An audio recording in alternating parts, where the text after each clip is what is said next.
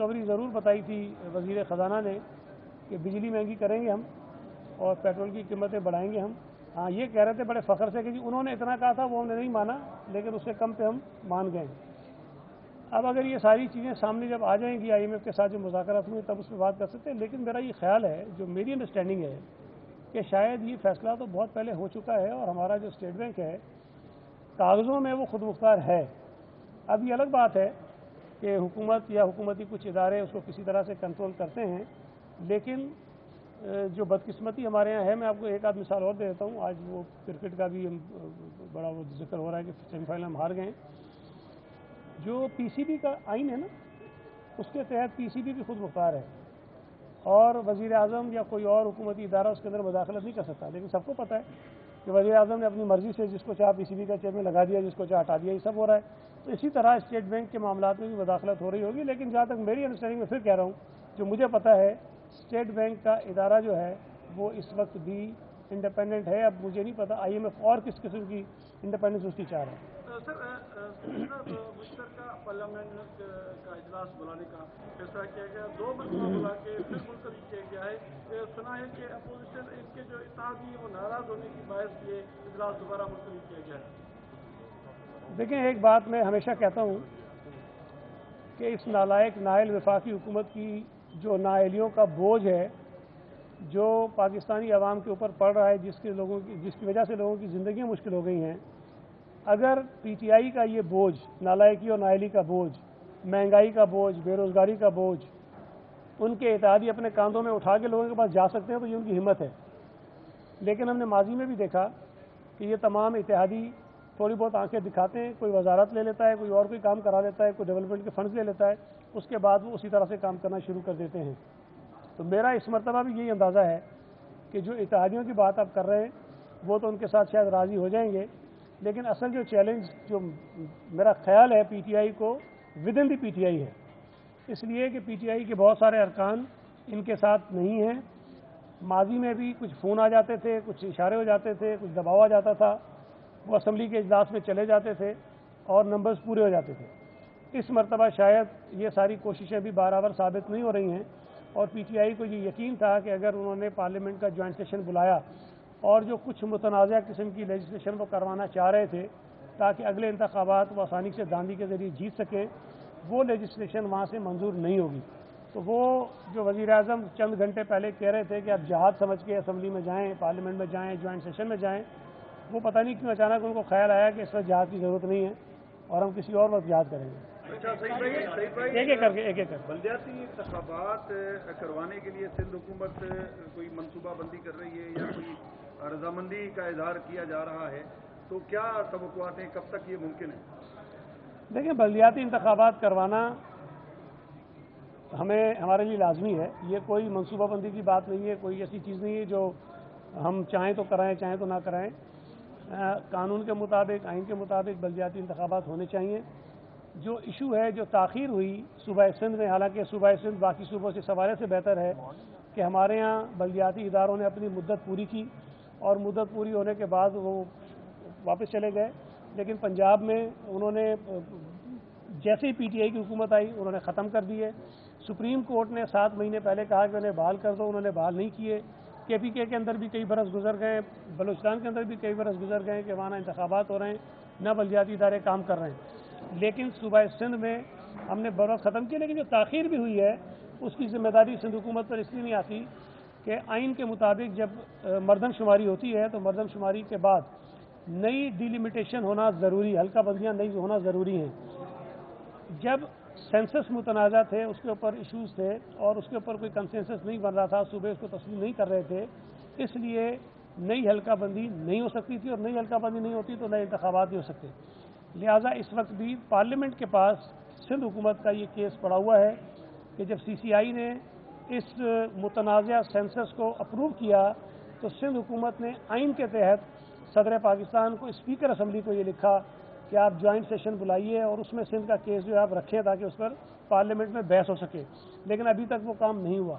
Election commission یہ کہہ رہا ہے کہ جی آپ جلد از جلد انتخابات کروائیے.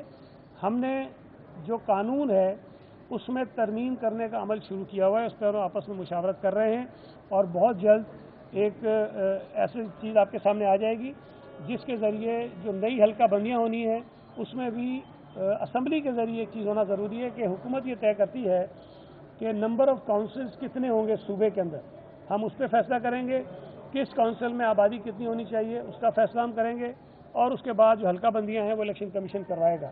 تو ہم بڑی تیزی سے اس پہ کام کر رہے ہیں۔ مجھے امید ہے کہ آئندہ کچھ مہینوں میں، جو 3 4 5 مہینے ہو سکتے ہیں، صوبہ سندھ میں بلدیاتی انتخابات انشاءاللہ تعالی ہو جائیں گے۔ ایک منٹ کفیل، ایک سیکنڈ۔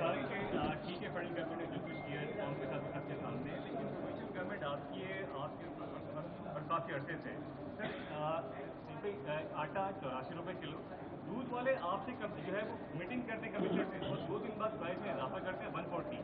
کوئی پوچھنے والا ہے جنہیں انتظامیہ مطلب کوئی باہر نکلے گی یا صرف جرمانے عائد کرتے رہیں گے؟ دیکھیں یہ بات اس حد تک تو ٹھیک ہے کہ پرائز کنٹرول کے محکمے صوبوں کے پاس ہیں، ہوتے ہیں، لیکن اگر چینی کا بحران پیدا ہوگا، گندم کا بحران پیدا ہوگا، ڈیزل پیٹرول مہنگا ہوگا، بجلی مہنگی ہوگی، گیس مہنگی ہوگی، تو آپ سندھ کوئی ایک الگ جزیرہ نہیں ہے، کوئی الگ ملک نہیں ہے کہ جس پر وفاقی حکومت کی نالائکی اور مس مینجمنٹ کا اثر نہیں پڑے گا۔ ہم بھی اس سے اتنے ہی متاثر ہوتے ہیں جس سے دوسرے صوبے متاثر ہوتے ہیں۔ اب اگر وفاقی وزیر اسمبلی میں کھڑے ہو کے کہے کہ گندم کی فصل اتری نئی مارچ اپریل میں اترتی ہے، اور اس کے بعد وہ یہ کہے کہ 66 لاکھ ٹن گندم پتہ نہیں کہاں چلی گئی، ہمیں نہیں پتہ، تو اس کا ذمہ دار آپ سندھ حکومت کو نہیں ٹھہرا سکتے۔ اس کا اثر سندھ پر بھی اتنا ہی پڑے گا جتنا کسی اور صوبے پر پڑے گا، بلکہ پنجاب پہ کم پڑنا چاہیے، اس لیے کہ 75% کے قریب گندم پنجاب میں پیدا ہوتی ہے، لیکن اثر اس کا پڑتا ہے۔ اب یہ ایک بڑی عجیب سی بات ہے کہ مہنگائی پورے ملک میں ہے، اور وفاقی حکومت کے نمائندے اور وزراء اور یہاں پر اپوزیشن کے جو لوگ ہیں وہ سب کی سب ذمہ داری سندھ حکومت پہ ڈال دیتے ہیں۔ اگر گندم کی قلت پیدا ہوتی ہے جی سندھ حکومت ریلیز نہیں کر رہی، اگر چینی مہنگی ہو رہی ہے تو کہہ رہے ہیں سندھ حکومت کی وجہ سے ہو رہی ہے، اگر کووڈ پھیلتا ہے تو کہتے ہیں سندھ حکومت کی وجہ سے پھیل رہا ہے، اگر پیٹرول نہیں ملتا تو کہتے ہیں سندھ حکومت کی وجہ سے نہیں ملتا ہے۔ اس کا مطلب یہ ہے کہ سندھ حکومت پورے ملک پر حکمرانی کر رہی ہے، اور ہمارے ہاتھ میں یہ فیصلے ہیں کہ ہم جس چیز کو چاہیں سستا کر دیں، جس کو مہنگا کر دیں۔ پرائز کنٹرول کے محکمے بھی اس وقت کام کریں گے جب پورے ملک میں چیزوں کی جو قیمت ہے وہ کنٹرول میں ہو۔ ہم یہ نہیں کر سکتے کہ گندم کا بحران ہے، دیکھیں آپ سمجھدار لوگ ہیں، جو قیمتیں ہیں وہ ڈیمانڈ اور سپلائی کے ساتھ لنکڈ ہوتی ہیں۔ جہاں آپ کی ڈیمانڈ بڑھتی ہے، سپلائی کم ہوتی ہے، وہاں قیمتیں بڑھتی ہیں اور لوگ اس سے فائدہ اٹھاتے ہیں۔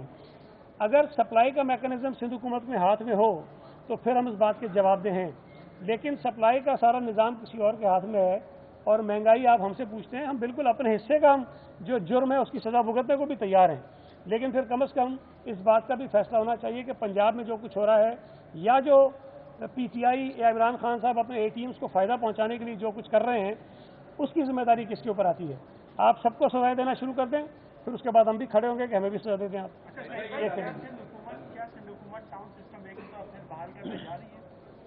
دیکھیں ابھی میں نے آپ کو کہا کہ ہم اس پر کنسلٹیشن کر رہے ہیں۔ ہماری کوشش یہ ہے کہ جو 2013 کا قانون تھا اس میں جو بہتری کی گنجائش ہے، جس سے ہم بہتر طریقے سے جس سے منتخب بلدیاتی نمائندے بہتر سرو کر سکیں لوگوں کو، وہ ہم تبدیلیاں اس کے اندر کریں۔ تو ایک تجویز یہ بھی ہے کہ آپ جو ہے وہ ٹاؤنز بحال کر دیں۔ اس سے تھوڑا سا میں آپ کو سمجھاتا ہوں۔ تجویز یہ ہے کہ جو ہمارے پاس ڈی ایم سیز ہیں، جو اس وقت پہلے 6 تھیں اب 7 ہو جائیں گی، اس کے نمبرز کو بڑھایا جائے تاکہ ڈی سینٹرلائزیشن ہو اور یونٹ ہمارے چھوٹے ہو جائیں۔ تو ابھی کوئی چیز فائنل نہیں ہوئی ہے، مختلف تجاویز ہیں، اس پر ہم بات کر رہے ہیں، اور جو چیز سامنے آئے گی اس کو ظاہر ہے کہ ہم پبلک کے لیے اناؤنس بھی کریں گے اور الیکشن کمیشن کو بھی بھیجیں گے۔ یہ بتا دیجیے گا، یہ شوگر کا جو میٹر ہے اس میں کتنی شوگر ملز نے کرشنگ شروع کر دی ہے اور کب سے کام کا آغاز ہو رہا ہے، اور چینی کی کرشنگ کا سلسلہ کب سے شروع ہو رہا ہے؟ دیکھیں سندھ حکومت نے جو تاریخ رکھی تھی کرشنگ کی وہ 15 نومبر ہے، اور میں یہ بات بتا دوں کہ 15 نومبر کا مطلب یہ ہے کہ 15 نومبر تک تمام شوگر ملز کو کرشنگ شروع کر دینی ہے۔ وہ آغاز کی تاریخ نہیں ہے، وہ تمام کرشنگ شروع کر دینے کی تاریخ ہے۔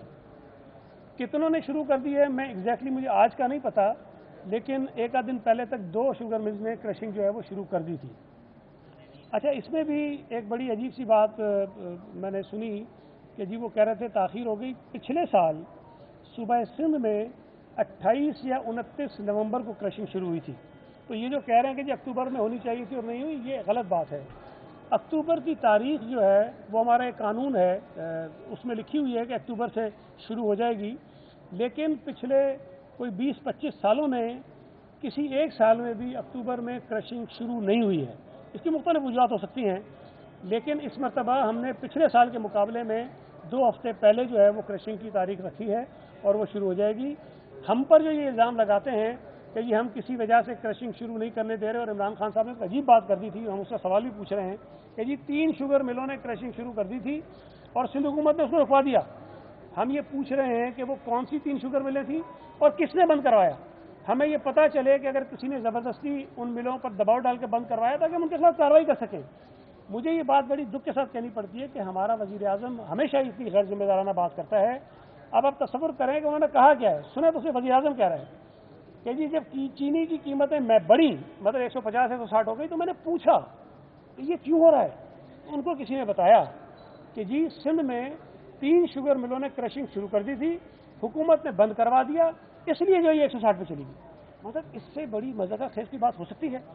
اور اگر سندھ میں بند ہو گئی تھی تو پنجاب میں کیوں نہیں ہو رہی، KPK کے اندر کیوں نہیں ہو رہی؟ صوبہ سندھ میں شوگر جو پیدا ہوتی ہے وہ 25-30% ہوگی میرا خیال ہے، جو پاکستان میں اس کی پروڈکشن ہے۔ میں نے اسے بتایا تھا کہ ہمارے یہاں 15 لاکھ کچھ ٹن ہوتی ہے، پنجاب میں 37 لاکھ ٹن ہوتی ہے، ہم سے دگنے سے بھی زیادہ ہوتی ہے، اور KPK میں بھی ہوتی ہے۔ تو اگر زیادہ شوگر کہیں اور پیدا ہو رہی ہے اور بحران پیدا ہو رہا ہے تو سندھ حکومت ذمہ دار ہے۔ انہوں نے ایک اور بات بھی کہی، بار بار ان کے نالائق وزیر کہتے ہیں، وہ ترجمان کہتے ہیں کہ جی آصف زرداری صاحب کی شوگر ملیں ہیں۔ میں پھر کہہ رہا ہوں کہ آصف علی زرداری صاحب کی ایک شوگر مل نہیں ہے، ایک بھی نہیں ہے۔ دوسرا، اومنی گروپ کے جس کو یہ ہم سے نفی کر دیتے ہیں، اومنی گروپ کی جتنی شوگر ملیں ان کے اکاؤنٹ بند ہیں، وہ تو پروڈکشن کر ہی نہیں رہی اتنی جتنی ان کی کیپیسٹی ہے۔ تو صوبہ سندھ میں جو بڑی شوگر ملیں ہیں جن کے پاس پروڈکشن کیپیسٹی زیادہ ہے، وہ PTI کے رہنماؤں کی ہیں یا ان کے اتحادیوں کی ہیں۔ Thank you G.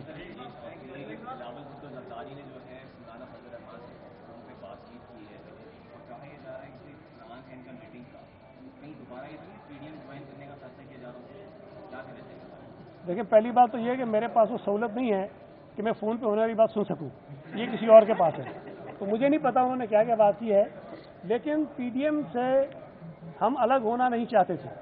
Pakistan Peoples party کا ایک صائب مشورہ تھا کہ جناب ہمیں ریزائن نہیں کرنا چاہیے، ریزائن جو ہے وہ آخری آپشن ہونا چاہیے۔ پہلے کچھ اور جو PDM کا بنتے وقت ایک اعلامیہ تھا، جو ایک ڈائریکشنز بتائی گئی تھی کہ PDM کیا کیا کرے گی، اس میں یہ لکھا ہوا تھا کہ ووٹ آف نو کانفیڈنس بھی ہم استعمال کر سکتے ہیں، وہ جو ہمارے پاس ایک ٹول ہے وہ استعمال کر سکتے ہیں، اس کے بعد لانگ مارچ کریں گے اور اس کے بعد اگر ضرورت پڑی تو استعفے بھی دے دیں گے، یہ لفظ تھے۔ اب PDM کی کچھ جماعتوں نے کوشش کی کہ پیپلز پارٹی پر دباؤ ڈال کر ان کو ریزائن کروا دیں۔ ہم نے یہ مناسب سمجھا کہ بھائی یہ طریقہ مناسب نہیں ہے، اگر ہم ریزائن کر دیتے ہیں اور حکومت نہیں جاتی اس کے بعد اگلا اقدام کیا ہوگا، تو کوئی اطمینان بخش جواب نہیں تھا۔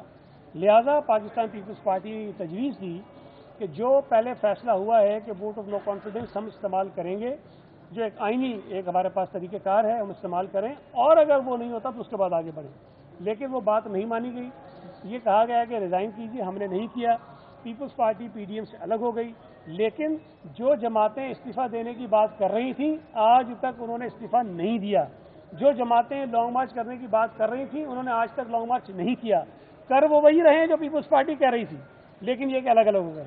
تو اس کا فائدہ جو ہے وہ وفاقی حکومت کو ہوا ہے اور اس کا نقصان اس ملک کے لوگوں کو ہوا ہے۔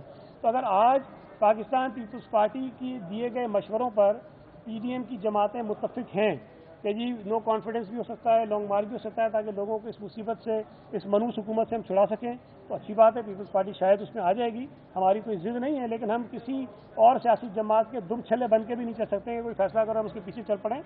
تمام جماعتوں کی برابر کی حیثیت ہے اور فیصلے اتفاق رائے سے ہونے چاہیے، ہوں گے تو ہم تیار ہوں گے۔ Thank you. اور یہ جو الیکشن ہونے جا رہے ہیں وہ مردم شماری کے نتائج کے بنیاد پر ہونے جا رہے ہیں، جس کو آپ ابھی آئیں تو بس یہ جواب میں دے چکا ہوں۔ Thank you very much.